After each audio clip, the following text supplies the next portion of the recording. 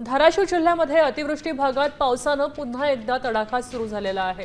जिल्ह्यातल्या भूम, बाशी आणि कळंब भागामध्ये रात्रभर जोरदार पाऊस झालाय। भूम परिसरात बाणगंगा आणि दुधना नद्या तुडुंब भरलेल्या आहेत आणि वाहत आहेत। नदीकाठच्या गावांना प्रशासनाने सतर्क राहायचा इशारा दिलाय।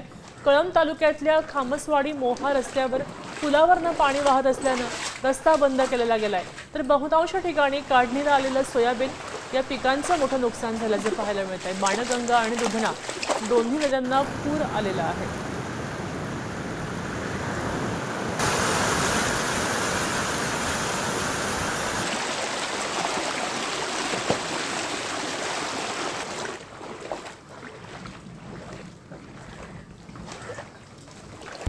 आता isakal.com आहे देशातील नंबर 1 ची मराठी न्यूज वेबसाईट। प्रत्येक अपडेटसाठी isakal.com ला नक्की भेट द्या।